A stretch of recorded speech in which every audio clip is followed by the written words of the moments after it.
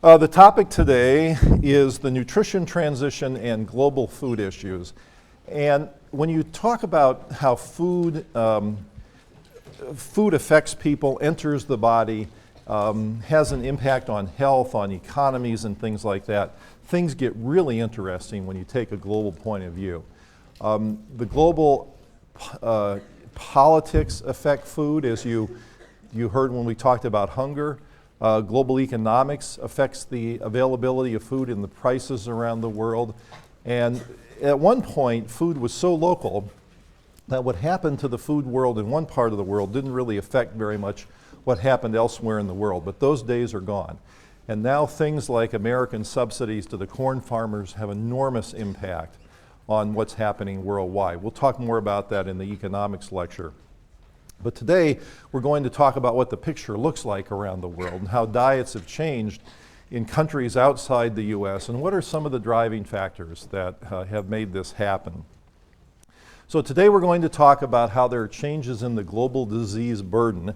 And as I've alluded to in earlier classes, the nature of diseases that cultures are exposed to and countries must confront because of the impact of disease on the economy, on healthcare costs, on productivity, on the size of the workforce when you have major diseases killing a lot of people. You see how important these are, and the global burden, the global distribution of diseases have changed. We're going to talk about changes in diet and obesity in particular, and then I'd like to give you 4 case studies.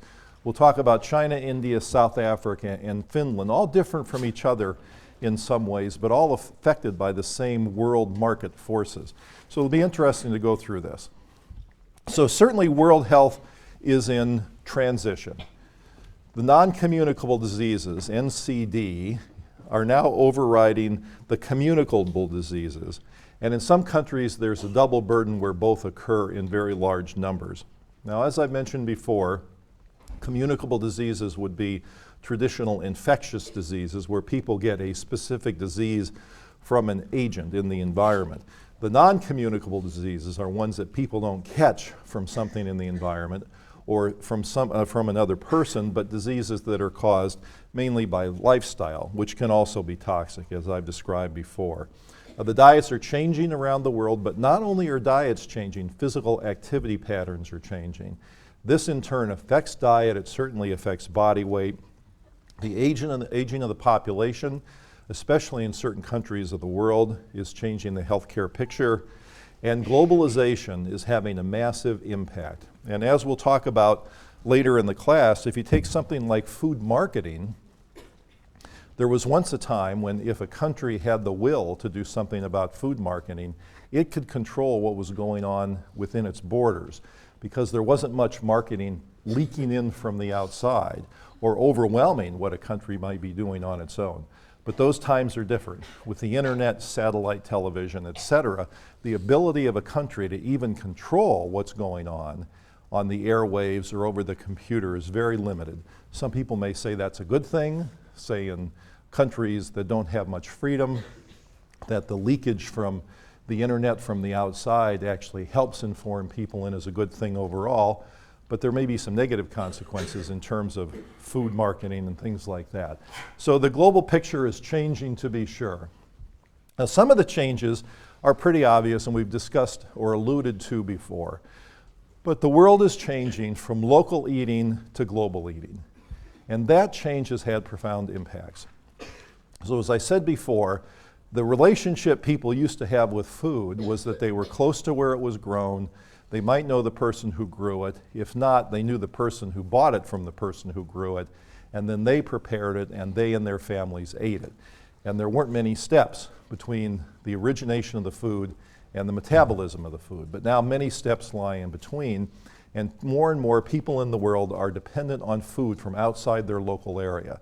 This is affected by national and international policies to some extent. We'll give you some examples of that today. But the local traditions have yielded to families eating out, eating large amounts of food, and subsisting on an abundance of food when it's available, usually at low cost. And this has by now, pretty predictable consequences. The markets have changed. Where people buy foods has changed a lot around the world. So in many parts of the world, you still see the kind of pictures that are on the left, but more and more you're seeing the pictures on the right. Now, it's a very interesting issue about whether having access to what you see on the right is a good thing. We will talk in this class about how in the United States, poor people tend not to have access to what you see on the right, nor to what you see on the left. But what they have access to are small markets in inner city neighborhoods that charge high prices for low quality food. That access becomes a problem, and so bringing in something like you see on the right becomes an asset. In the developing world, it appears, from what little we know about this so far, the picture may be different. That large markets that have many choices of processed, packaged, and in many cases imported foods tend to undermine local food traditions, get people away from eating what they might have been eating naturally, and give them access to a wide variety of foods that are less desirable than what they were eating before because they're more nutrient poor and more calorie dense. So there are differences depending on where you live in the world. The issue of choice is interesting. And as I mentioned before in class, very often when people come to the United States, in fact, one of our students in the videotape mentioned this before, they're amazed by the number of choices and by the size of things that they're exposed to. But people come to the US and they see 100 different salad dressings in a supermarket, 50 different yogurts, cereals that would fill up a whole aisle with dozens and dozens of choices. And when people come and are confronted by this, it's interesting to see how they respond. Very often people from other countries say, well, why do you need that many choices? I mean, what's wrong with 5 salad dressings? And what's wrong with 6 yogurts? And what's wrong with 10 cereals? But we have so many that we have this flood of choice that Americans believe is a good thing because the word choice gets connected conceptually with freedom and all that sort of thing, that the idea of restricting choice becomes pretty taboo in our country. But in fact, there are some researchers who have studied this issue of choice. And very often people confronted by choices where they have too many choices don't function well psychologically. And it becomes more difficult to make good decisions in the face of a vast array of choices when a small number of choices would have done. And so this paradox of choice confronts Americans because we have so many choices, but it's beginning to happen elsewhere in the world, and people around the world are now facing this sort of paradox of choice where at first glance it seems like a good thing, but in fact may not be, especially when it erodes local customs. Transportation is changing a lot, and this is changing the physical activity picture. So getting around like this is yield to getting around like this. And the number of people in the world who are now moving by motorized transport, even in countries like China, has gone way up. And this has had a major effect on physical inactivity. Here's an example of this again. So if you look at China, on the left you see pictures of everybody on a bicycle for the most part, and on the right, vast numbers of people in cars, but even more so on motor scooters. And there's some research done in China showing that when families secure a motor scooter, which is more and more possible because of the increasing wealth in the country, the likelihood of people being overweight in the family goes up, even people that are not the primary users of the scooter. So these things tend to have these cascading effects that are very interesting. Now let's talk about physical activity in our own lives, and you can see how this is going into the modern environment. I mean, my guess is that very few of you have ever even been inside an automobile where you have to crank the window with something like this. Mainly everything's done with an electronic button. There used to be a time when to tune the radio, you actually had to turn a knob rather than just press a button. And of course, think of the remote control that saves you many, many, many trips a year from a chair to a television to change the station. And each of those in their own right may not add up to a lot, but if you take the cumulative effect of all those type of things, and those are just examples, you have an enormous amount of energy people used to spend in day-to-day life that they're now not. Add to that the fact that many jobs now are not physically demanding. because of the use of technologies and computers and robots in manufacturing and on and on and on, you see that the population physical activity has declined a lot in the United States and elsewhere in the world. So in the United States, it used to be the case that you were paid to exercise. It was called your job. And now people pay to exercise in several ways. You join a club, you buy exercise equipment, but you pay an opportunity cost because of the crazed lifestyle everybody lives. If you take time to be physically active, it's time that you could otherwise be doing other things. You could do other leisure things, you could rest, you could spend time with your family, you could get more work done. There are a lot of different things that compete with exercise. So the fact that it used to be crammed into your day-to-day life by necessity is no longer the case so much, and this is happening around the world. So the number of people in countries like China who have a television, who have motorized transport, has increased a lot, and this is combining with the changing food environment to create great risk. So if we look at things that really, the lifestyle factors that drive the non-communicable diseases, the three big ones are smoking, obesity, and physical inactivity, and then diet would fall under the obesity thing. And then in the developing world, you're basically seeing these changes happen, and then we can't be surprised that diseases fall from this. So these are big problems around the world. We're not talking about tobacco in this particular class, but boy, if we did, would there be a story to tell. Vast numbers of people smoking in the developing world, just like they are eating a bad diet, being physically inactive, and getting the same diseases that have plagued the United States, and that's happening around the world as well. We'll also talk about food industry behavior, because a lot of the growth of some of the American food companies, especially the fast food restaurants, are occurring outside the US. It's not as if the US market is completely saturated, because there's always more space to cram in fast food restaurants. But we're probably approaching saturation, and each of the companies is having trouble building a lot because they're competing with all the other fast food restaurants. But that's not true overseas, and so a lot of the growth in some of these companies is outside the US border, as exactly happened with the tobacco industry. The tobacco industry got hammered by lawsuits and by government regulations and bad publicity in the United States. They took their business overseas and have made enormous amounts of money imperiling the health of people outside the US borders. The food industry has been accused by some people of doing similar things. So let's look at the changing burden of disease across the world. If you look at how disease is spread, the diseases are spread across different parts of the world, and this graph will be a little hard to see because it's not that big, but you can see it when you pull it up on the web, that the red represents high mortality developing countries.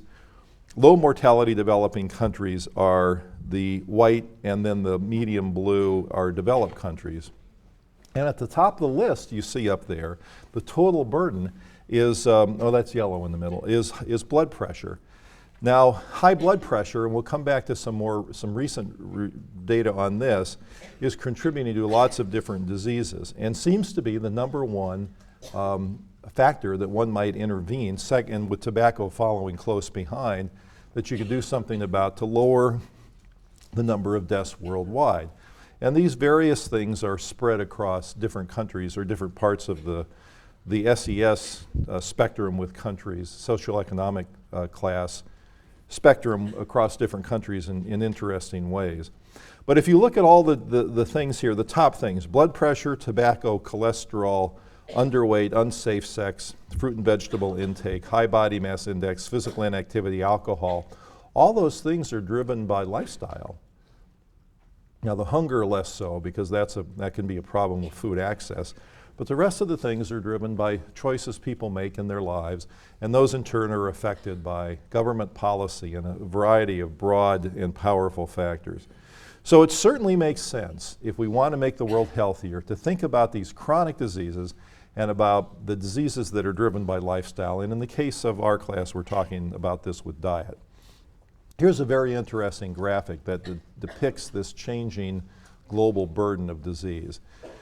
This is a chart that shows the leading causes of death in rural China. Total population 813 million people. Very large numbers of people. And I'm going to show you this graphic that has little people figures, and each figure represents a certain number of deaths. Doesn't matter so much exactly how many deaths, but you'll just see the relative number of little people figures show up here.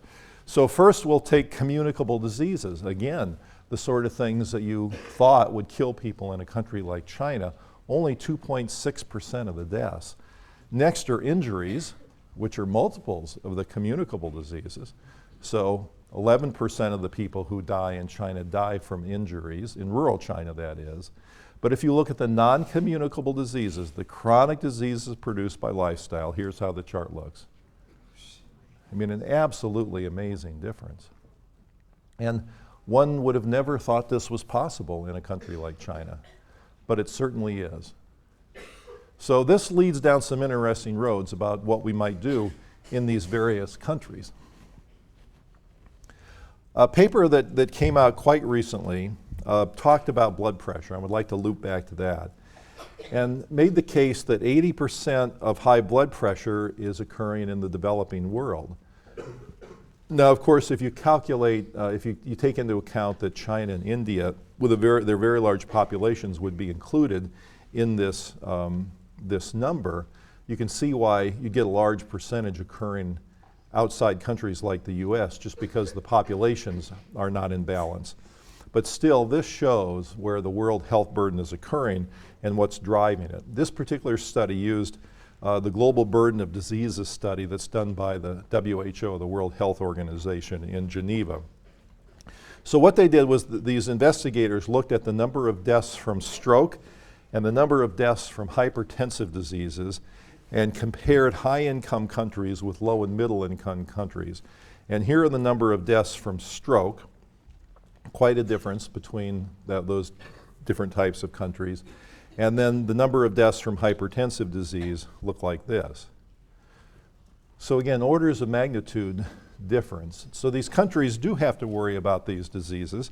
They're happening in very large numbers, and they are a huge burden to the healthcare systems in these countries. And I'll play you a couple of audio tape clips that get at this. So it's a very interesting issue, something where some kind of action definitely needs to be taken. So that's the downside. The upside is that there are opportunities, that if these countries see it coming, if they say, well, let's look to our developed country brethren and see what they've done and what's happened to them, and we don't want to get that way, what can we do about it? They may have an opportunity to get involved before business interests take over, before the economic drivers of this are just so profound that the countries can't turn it around. And even then it may be difficult, because global factors are occurring that are helping drive this. But they at least have the opportunity. And thankfully, some of the countries are beginning to think about this.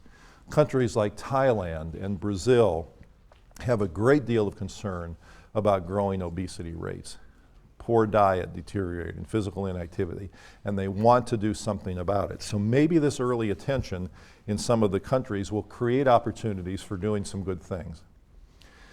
In this context, the term nutrition transition becomes important, and this has been defined by the people who study it as population shifts in diet that contribute to increased risk of obesity and chronic diseases such as diabetes, cancer, cardiovascular disease, and hypertension.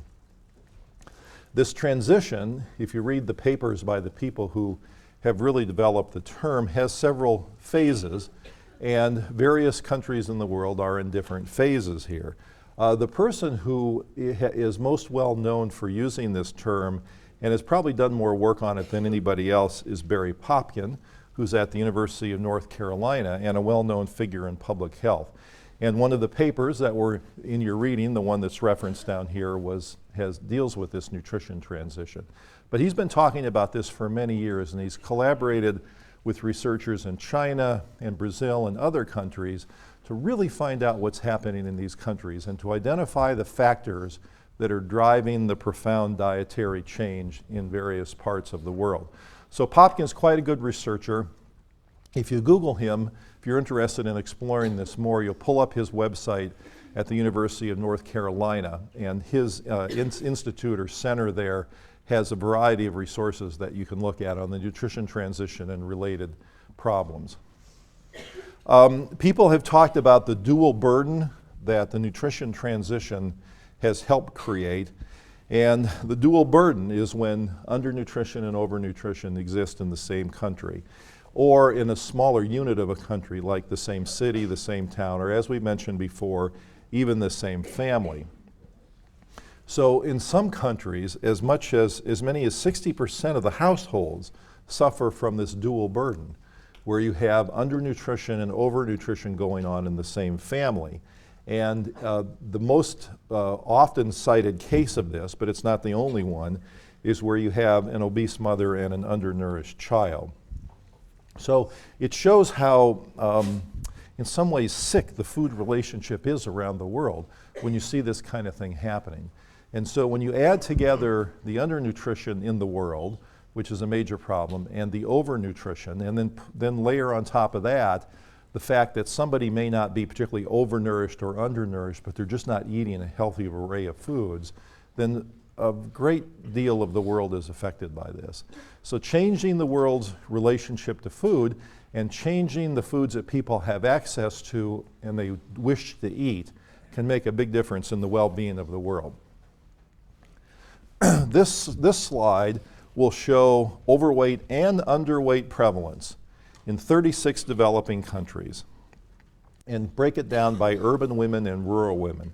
So when I pull up this graph, you're gonna see lots of bars and data, and it'll be hard to decipher all at once, but I'm gonna bring your attention to one particular part of it. So the urban women will be on the left, the rural women on the right, and this is done country by country. So you can look to see how big of a problem undernutrition is and overnutrition is within a given country, and then you can look to see whether there are differences between urban and rural. And given that we're going to use India as one of the case examples here, I've circled the data for India that you see in the red. So if you look at the bars circled by the red on the left, you have undernutrition on the left, that bar, and then overnutrition on the right, the darker bar. And the numbers aren't too different. So in urban women, you have a lot of undernutrition, you also have a lot of overnutrition, but the numbers seem about the same. If you go to the rural women on the right, the differences are really they're really quite striking differences, where there are large numbers of people suffering from undernutrition, relatively small numbers suffering from overnutrition. This has implications for the urbanization of countries like India. And the fact that people in many of these developing countries are fleeing from the countryside into the urban areas changes the risk profile that they suffer and changes whether overweight and underweight is the predominant problem. And there will be some sense of that in an audio clip I'll show you. You can look at the countries in the UK and look at the percentage of children who are overweight in these countries. And so each number shows the percentage of the percentage of children who are overweight. And it varies a lot from country to country, as low as, let's say, 12% in some countries, and then you get down to Italy and you get 36%. You've got some very large differences, but pretty high numbers overall. And so it was once thought that obesity was a pretty peculiarly American problem, but obviously not the case. So this is a pretty dispiriting number. Another graph breaks it down by type of countries and where they are in the world. So this would be the number of children, in this case, who are overweight or obese by region. And the total height of the bar shows the combination of these two. So the Americas by far have the largest number. Europe is catching up, and then you have smaller numbers in other parts of the world. The question is, will those other countries in the world ever catch up to the United States? And if they do, what kind of consequences will this have for them? Here are trends showing the prevalence of overweight children from 1987 to 1997 in a variety of countries. So in each case, you're seeing increases. In some cases, you're seeing quite significant increases.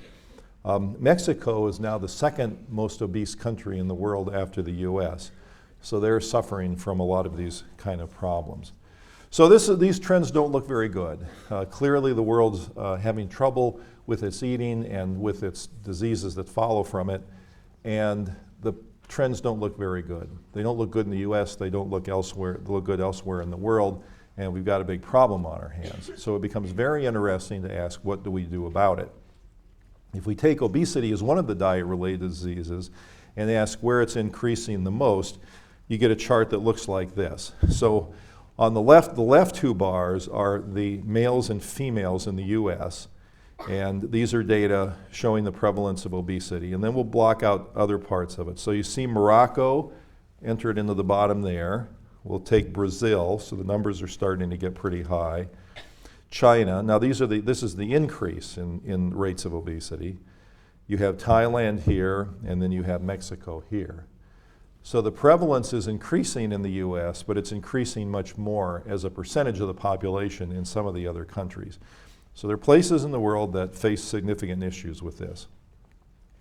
So I mentioned we were going to do 4 case studies, so let's start that out. We're going to talk about China, India, South Africa, and Finland. Obviously different parts of the world facing many different circumstances from one another, but in some ways converging on a common theme that is pretty representative of what's happening around the world. And in these cases, significant issues are happening. Now, one of the students in the class was kind enough just the other day to send me a copy of a photo she took when she was in southern China, showing the KFC lighted on the street at night. KFC is the second most widely recognized corporate logo in China now, outside of Chinese companies. So it's a very big presence in that country, 1,700 outlets and growing at the moment. And so in China, using that as an example, we have pretty important changes occurring. And something that one would have never guessed would ever happen now is. And so there are now treatment clinics in Beijing for obese children. The health authorities are concerned about this greatly. The schools are starting to deal with it. So it has become a real problem in the country. The rate of obesity has doubled in China in 10 years. There was a particular study that surveyed 270,000 adults in that country. They estimated that there were 60 million obese people, 200 million overweight in that country, 20 million people with diabetes, vast numbers of people with a disease that has terrible consequences for the people who suffer from it, especially if the health care is inadequate. 160 million have high blood pressure, and you saw from the previous chart what that can do, and then vast numbers of people are smoking as well. Now I'm tempted to start talking about the tobacco picture in these countries because it's so appalling, but that's a little bit off task. Okay, so let's talk about obesity and cardiovascular disease in the Asia-Pacific region. There are strong associations between body mass index and stroke, as well as heart disease in countries spread across that part of the world. Now the interesting part of this, and I may have mentioned this before, but there are certain ethnic groups that seem to be especially vulnerable to metabolic and disease consequences of increasing weight. And so far, the research suggests that people of Asian descent have the greatest vulnerability to increases in weight. So let's say you take Caucasian people in the US or other developed countries, and they gain a certain amount of weight. Let's call that X. And then at that point, the disease risk really kicks in. And they start getting increased risk for heart disease, stroke, hypertension, all the other problems. In people of Asian descent, that same degree of risk kicks in at a lower number. Let's just say 75% of X, or 65% of X, or 80% of X. So a much smaller degree of weight gain is producing the same health ramifications that people in other cultures have experienced. So that makes intervention or prevention in particular parts of the world an especially pressing issue. And it's why the expected rates of diabetes are just astronomical in some parts of the world.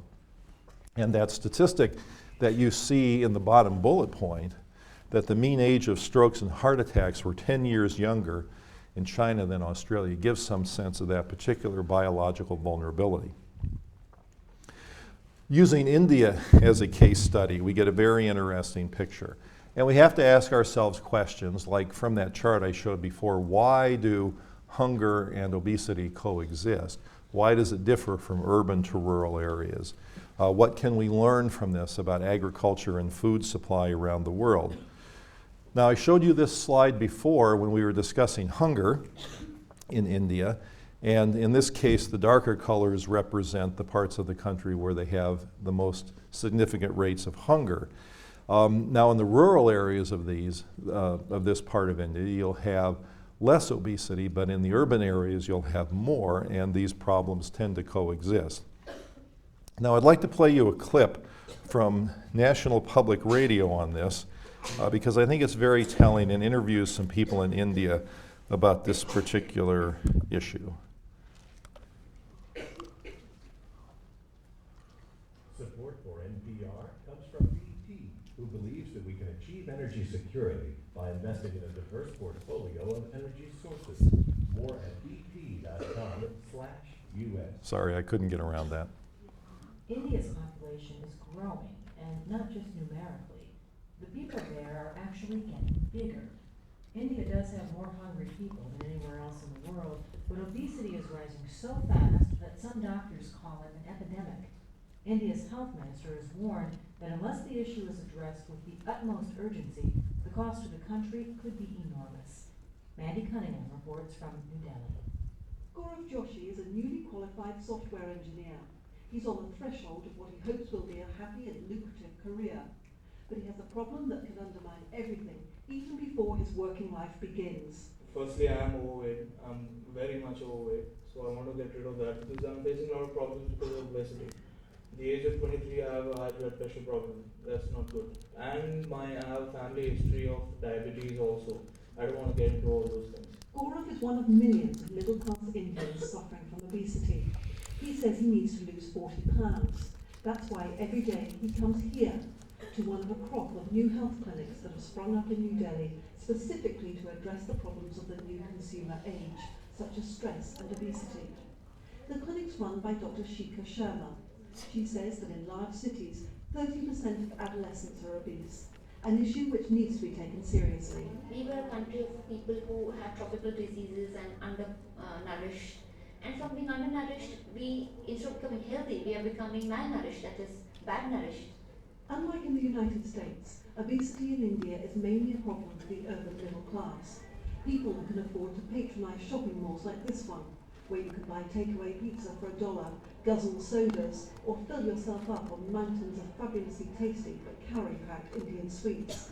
The statistics are worrying the country's health officials. A study by the Nutrition Foundation of India found that in New Delhi's high-income group, half the women and more than a third of men were overweight.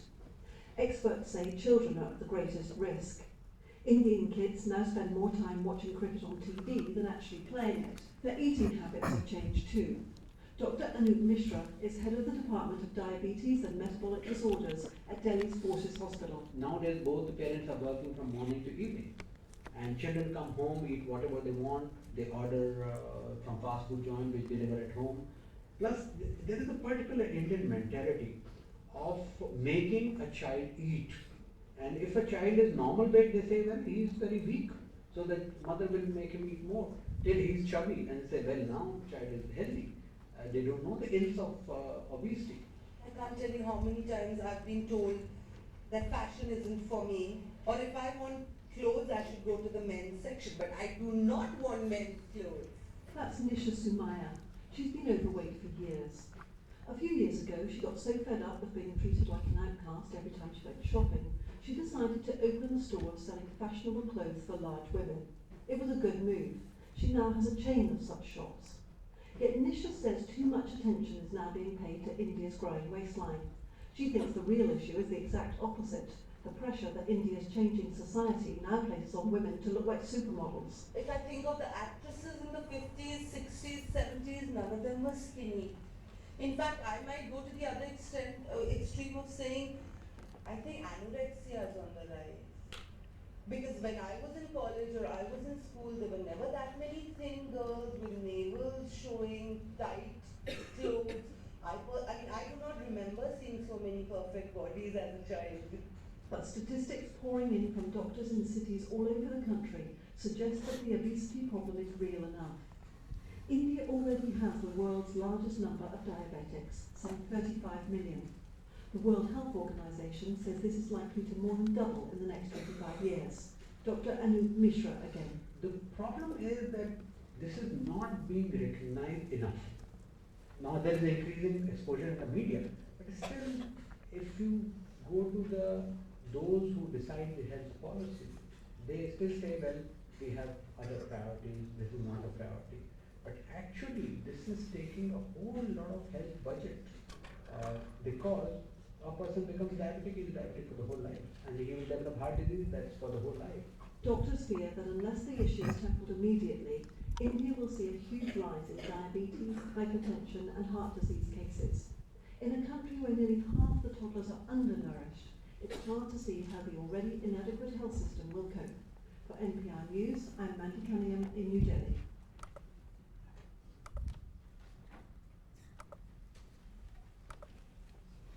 Now, there's several interesting things about that clip. First, it shows some of the human beings who are affected by this. It talks about the potential healthcare costs of this in a country like India. But it covers certain things and other things it doesn't. And they're embedded in this conversation that we have is a trap that America fell into, and it's possible that a country like India will as well. And it's the idea that you can treat these problems away. Now, in the United States, the traditional approach, and we'll cover this when I come back and do a lecture for you guys on the issue of public health and public health models. The traditional approach in the United States, when there's some kind of a disease that affects health, is you treat it. And the typical model that we hope works for many diseases would be like an ear infection in a child. There's a disease, it's easily diagnosed, fairly easily treated. You give people the medicine, the patients are happy, the parents are happy, the doctor feels good about it, everybody wins. That's the traditional model. That model just does not apply to chronic diseases, and it doesn't apply to obesity or diet-related problems in general. And so I'll show you some information later in the class about how we have approached this issue in the United States, which is to spend billions of dollars on research to treat obesity, very little money in comparison on preventing the problem. That is a trap. It's like the quicksand is sitting there. Is India going to walk into it? Now, whether this particular radio clip typifies what the thinking in India is you can't make that assumption. And in fact, there are some very progressive people in India who are paying a lot of attention to the prevention of the problem. But at least in this radio clip, it was about clinics, it was about treatment, it was about the people with the problem going to some expert that would deliver help once the problem exists. But there was really very little talk in there about the prevention of the problem, and that's a whole different approach. So we have to hope that countries like India will avoid that trap that America fell into and take a different kind of an approach. I showed you, I believe in the very first class, a slide that is the projected increases in diabetes in different countries, and I'd like to show you a few more to help round out that knowledge. If we look in the next 25 years or so, about that are projections on the number of cases of diabetes. And as I said before, nearly all of these cases are driven by poor diet and physical inactivity, and then the obesity they cause. The numbers are really quite staggering. So we're expecting 13 million new cases of diabetes in the US in the next 25 years. That's a very high number, an alarming number. But in China, the numbers are multiples, twice that, and then it's even more than that in India. And so the number of millions of people to be affected is really quite high. Now, of course, there's a denominator issue here because the populations are so large in India and China compared to the US that you'd expect even a low base rate of the problem to turn into high numbers because of the large populations.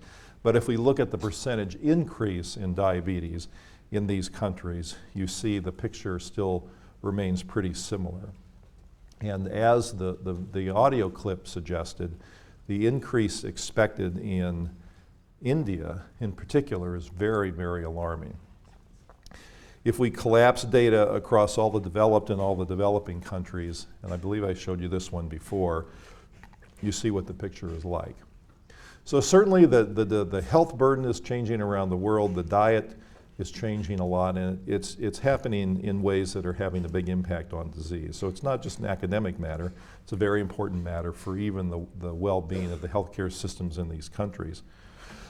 I'd like now to turn our attention to two other case studies that we were going to discuss today and talk about South Africa and Finland. And there was a 5-part series that I urge you to listen to on Public Radio International that was co-produced with the BBC on this. And if you go to the website the 2 web addresses that I give you here, it's for parts 1 and 2, and we're going to listen to those right now. But I urge you to listen to all 5 parts because it's a really very good series. So PRI International and the BBC decided to do a series of discussions about the global obesity issue. And it's very interesting about the way they broke this down into different topics. And as you'll see from these particular clips, there's discussion on the impact on individuals of the problem, but then when the attention turns to Finland, there's more discussion about what might be done to prevent the problems and what kind of interventions might occur, not necessarily through medical care, but through public policy that can have a beneficial impact. Okay, so here we go. Hi, I'm Marco Werman. This is The World, a co-production of the BBC World Service, PRI, and WGBH Boston. Welcome to our special podcast on global obesity. Many epidemiologists believe that the medical problems associated with obesity could be the major health challenge of this century. We're not just talking about people with a few extra pounds. The health effects of being slightly overweight aren't so clear, but we do know that being severely overweight can kill you and is killing more people every year. In decades past, obesity was almost exclusively a problem in the developed world, but today people are actually getting fatter faster in places we're more likely to associate with malnourishment, like Nigeria, India, even Ethiopia. It turns out that a history of malnourishment among the people in these countries may put them at greater risk of dying from the diseases of obesity.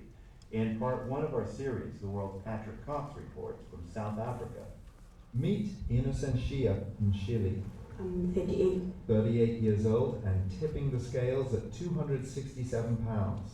Nshili has high blood pressure and doctors say she's on the verge of becoming diabetic. She lives in a slum on the edge of Cape Town. I moved here with my husband and my 4 children. Nshili grew up in a poor farming village a few hundred miles away. She wasn't overweight then. As a child, she says she was relatively small. I was eating vegetables, taking walk, working, doing exercises. People who were there at that time were not sick.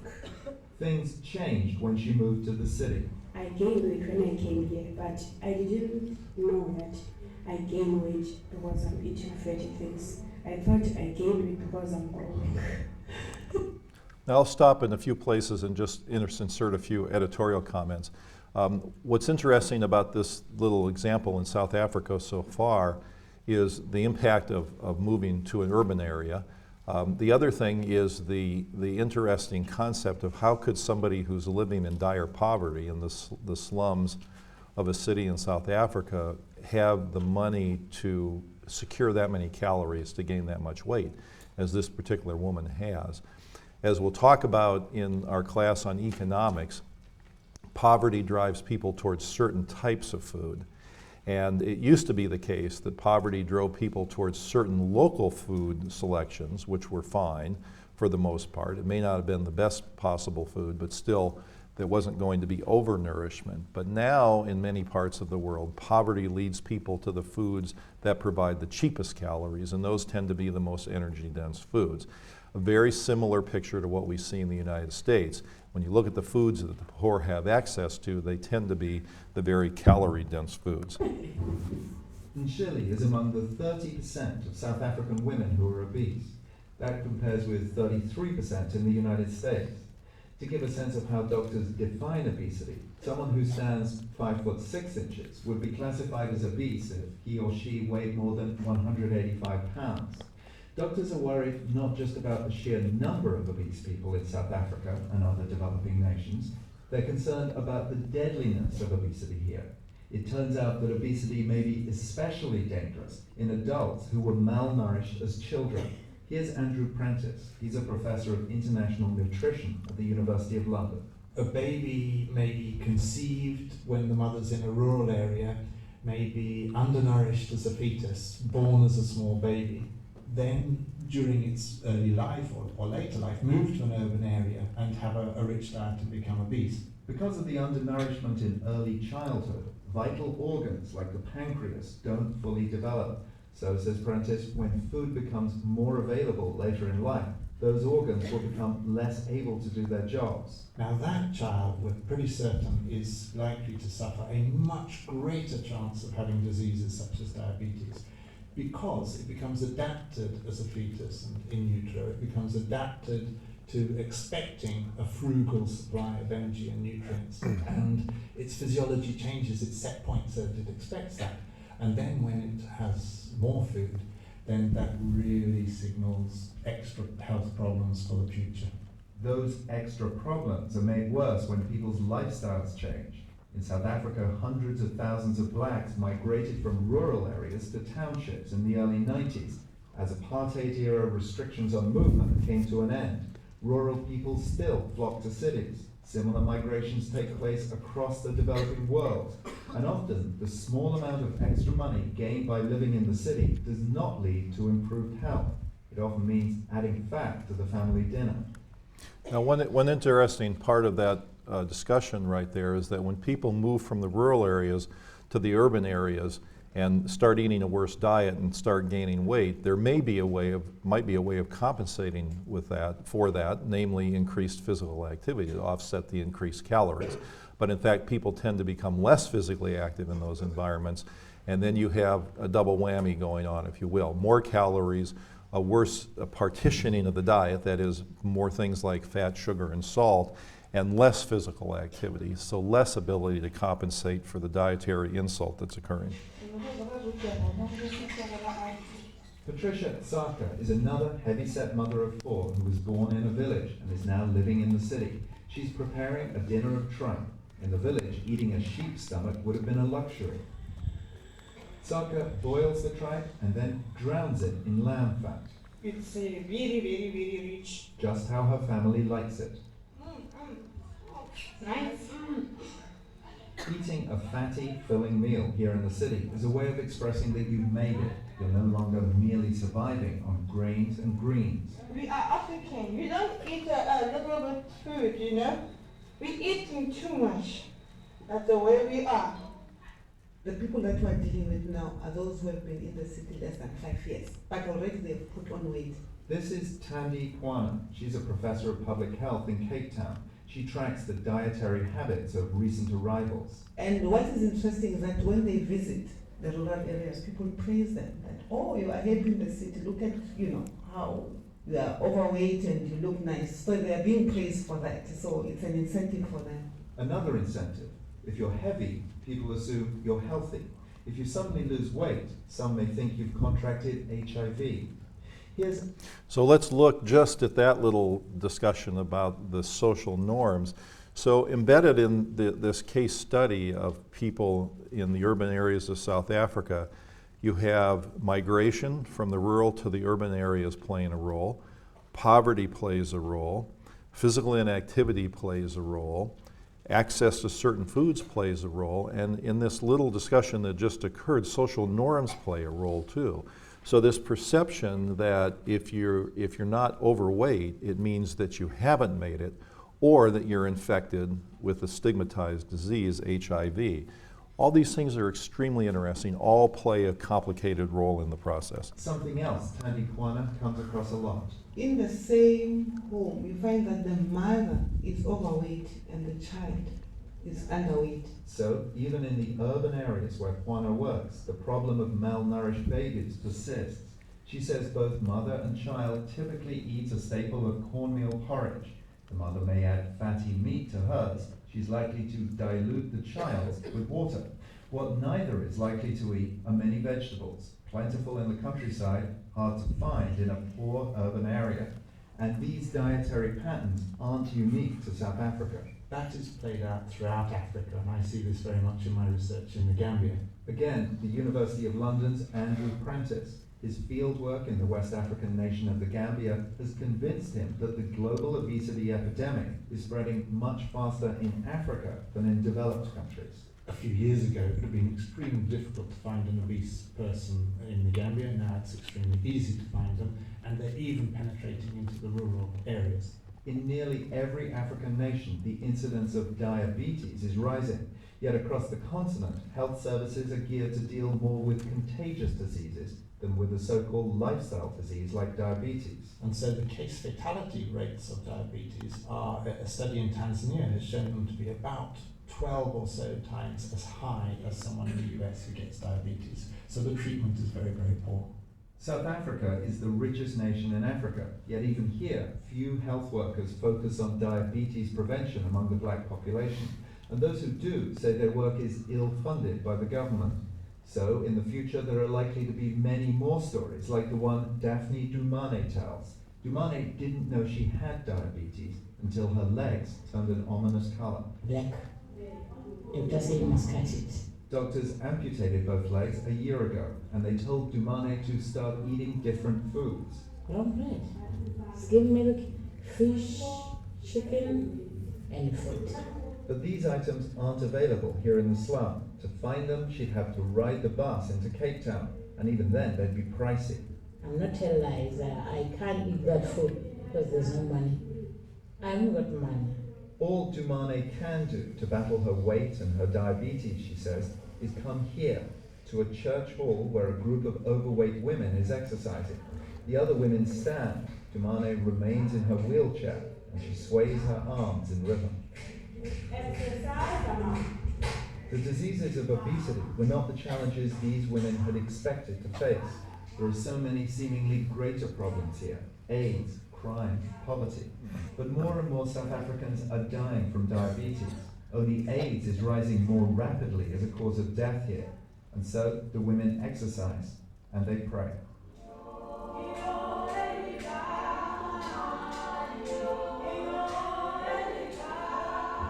The World Health Organization projects that the worldwide incidence of obesity will nearly double in the next 10 years. That means another 300 million people at heightened risk for diabetes, heart disease, stroke, cancer, and most of them will live in the developing world, the very countries least equipped for the health challenges ahead. For The World, I'm Patrick Cox.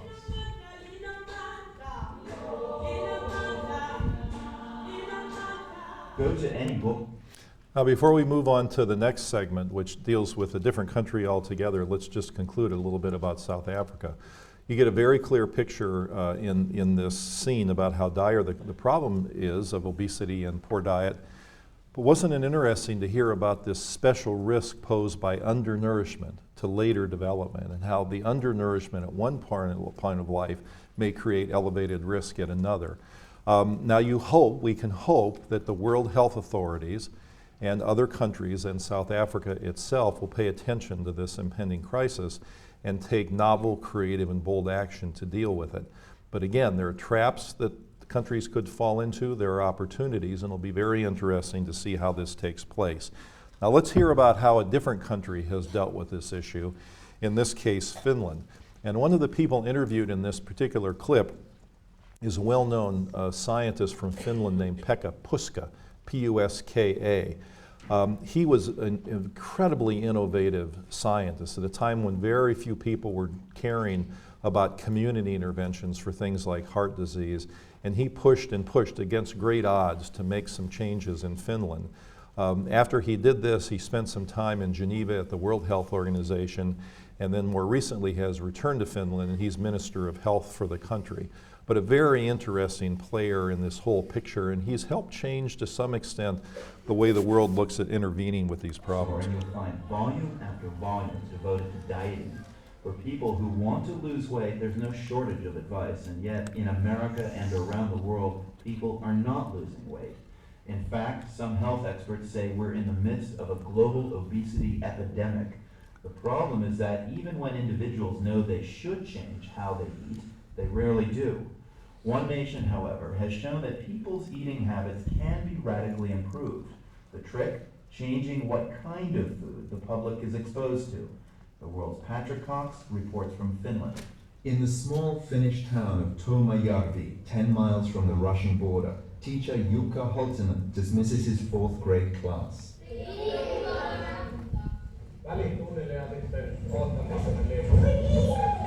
Holtinen grew up in this remote province of Finland. It's called North Karelia.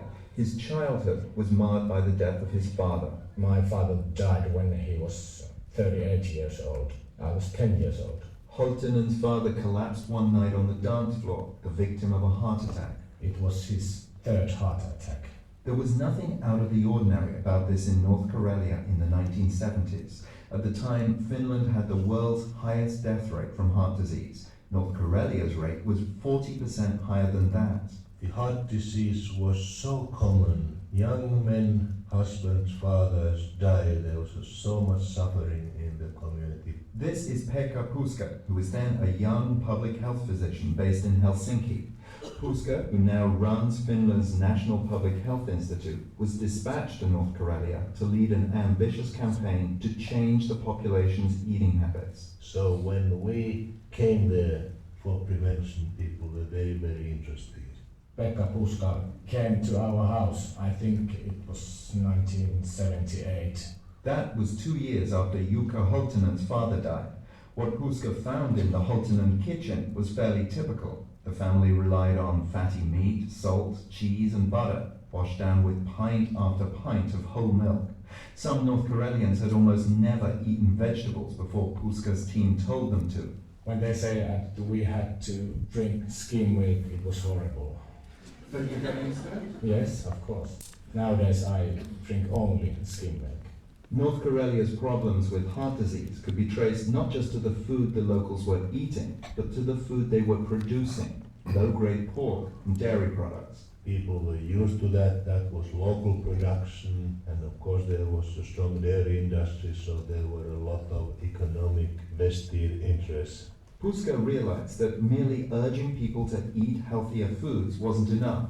He needed to make those foods more available and more affordable. So that's one key about this project in North Karelia that Puska ran, that not only are they focusing on the individual and education and the sort of typical change people would think about, but he's talking about intervening in the environment and making changes. And this is one of the ways that Puska's program differed from similar programs in the United States that were not having very impressive results at the time he was. So we'll play this out and you'll hear more about that. And that meant taking on the pig and dairy farmers, people who viewed him as a health nut from the big city who was trying to run them out of business. It was so harsh, so intense, the opposition, that period was commonly called as fat war. To win the fat war, Puska took on government policies. At the time, agricultural subsidies encouraged the production of the very foods that were helping to cause so many heart attacks. Dairy subsidies, for example, were based on fat content. Puska and his colleagues convinced the government to radically change direction. The government began funding research into low-grade cheeses and non-dairy spreads that found their way onto supermarket shelves. It phased out milk subsidies, and it introduced subsidies for some new products. Quite many of the milk producers, they changed to berries. North Karelian farmer Ismo Rutiainen began growing strawberries and boysenberries. He says he made a handsome profit. It was really good business. Soon, more than 24 berry farms were operating in North Karelia. A new micro-industry was born. Meanwhile, Puska and his team were encouraging the public to eat more berries and other fruits and vegetables. They worked with housewives groups, and they laced their message with positive incentives, like cash prizes for the winners of town versus town cholesterol-lowering showdowns. The North Karelian experiment proved a success. From 1970 to 1995, cholesterol and blood pressure levels dropped. More importantly, deaths from heart disease also dropped by 73% for the group most at risk, middle-aged men. 73% drop in heart attacks for that highly vulnerable group. That's a really staggering finding. The government replicated the North Karelian model across Finland with similar results. This record of success was particularly striking because large-scale attempts to reduce heart disease in other countries, including the US, have achieved far less impressive results. Kelly Brownell, director of the Rudd Center for Food Policy and Obesity at Yale, says that's because most programs aimed at changing eating habits rely almost exclusively on public education. Education alone is notoriously inadequate. So you have to do what the Finns did, which is to change the environment that's causing the problem in concert with some education. In other words, he says, you can't just tell people to eat healthy foods. You have to make it easy for them to choose those foods. Today, Finland's environment-oriented approach to nutrition is focused on its schools. At this elementary school in North Karelia, children serve themselves buffet style to salmon, potatoes, beets and salad with dark rye bread on the side. To drink, there's skim milk, 2% or fat-free sour milk. There are no vending machines selling sugary soda. Contrast that to the US, where some school districts have signed long-term contracts with soft drink companies that guarantee the presence of vending machines. Government influence over the food environment extends to students' homes. At medical exams, school nurses ask students about their eating habits and lifestyle. Nurse Lena Weisto doesn't shy away from following up if she thinks there are problems at home. Would you contact the parents? Sometimes, yes. What do you say to them? I'm talking about their customs and how they are making food and teaching. Do you say to the parents, you're feeding your child too much fat or too much salt? Yes, I do. That's my job. What Weisto considers to be her job might in the US more likely be called an invasion of privacy, the work of an overzealous nanny state. But Weisto says it's effective, and that's all she cares about. Yet Finland's success at improving diet and health appears to have stalled. The number of overweight children has begun to rise here, just like everywhere else in the world. And in North Karelia, obesity is now the #1 child health concern. Again, Yale's Kelly Brownell. The Finnish program was the most imaginative program in the world dealing with human nutrition, and it had very good effects. But the world has changed. For Finland, the world changed in 1995. That's when the country joined the European Union, and also when the World Trade Organization came into being. Supermarkets that had been stocked with mainly Finnish products now offered a broad range of imported foods, many of them less nutritious. And fast food chains established themselves across the country. Brownell says Finland has lost control of its food environment. International trade policies, agriculture subsidy policies, the way marketing is done these days is completely global. And so one country simply can't control so much of what comes across its borders, which argues for a global solution. Brownell says that solution should use Finland as a model. He proposes an international treaty that would declare nutrition a cornerstone of all nations' economic policies. Countries would eliminate food subsidies or redirect them to promote healthy foods. They would use tax incentives to encourage manufacturers to make more nutritious products. Global trade agreements would uphold these priorities. This may seem an unrealistic vision, but Brownell says just you wait. If obesity continues its rapid spread, the world may soon be ready for a bold solution, like tiny North Karelia was a generation ago, when so many of its men were dying in their prime. So, just you wait.